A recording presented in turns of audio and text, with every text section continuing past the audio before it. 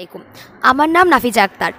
আমার দলের নাম হচ্ছে লাইট অফ সায়েন্স, আর আমার প্রজেক্টের নাম হচ্ছে অটোমেটিক অ্যাক্সিডেন্ট অ্যাভয়েডিং কার অথবা সেন্সর কার। আপনারা সকলেই জানেন যে বর্তমান বিশ্বে সবচেয়ে বেশি যেই দুর্ঘটনাগুলো ঘটছে সেটা হচ্ছে সড়ক দুর্ঘটনা।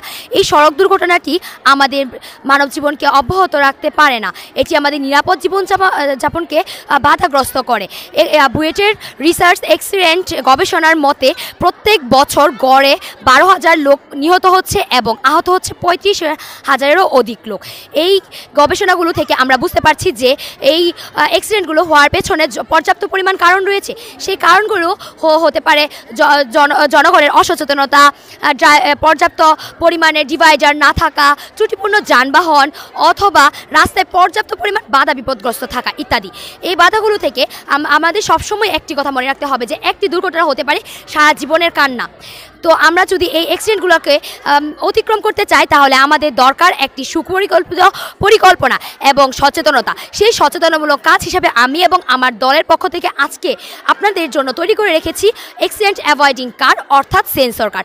এই গাড়িটিতে আমরা ব্যবহার করেছি হচ্ছে শক্তির উৎস হিসাবে ব্যাটারি, তারপরে ব্যবহার করা হয়েছে আল্ট্রাসনিক সেন্সর যা আমাদেরকে বার্তা প্রদান করবে এবং গাড়িটি কোনো বাধা বিপত্তি আসলে সেটা অতিক্রম করতে পারবে এবং মোড় ঘুরতে পারবে।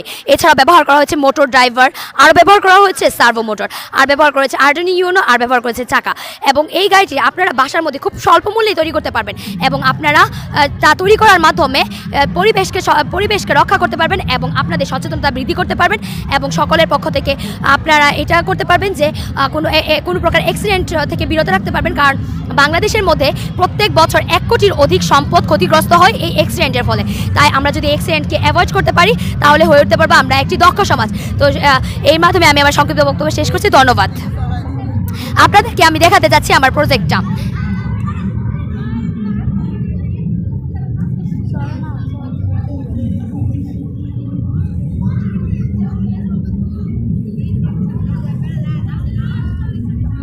আর আরেকটা কথা বলে রাখতে চাই, আরেকটা সচেতনামূলক কথা বলে রাখতে চাই যে সূর্যের আলোতে সেন্সর একটু কম কাজ করবে এবং সেন্সরটি কিন্তু 2 ধরনের সেন্সর পাওয়া যায়। একটা হচ্ছে রক্তের সাথে সম্পর্কিত সেন্সর, আরেকটা হচ্ছে যে কোনো বাধা বিপত্তি আসলে সেটা অতিক্রম করার মাধ্যমে চলতে পারবে।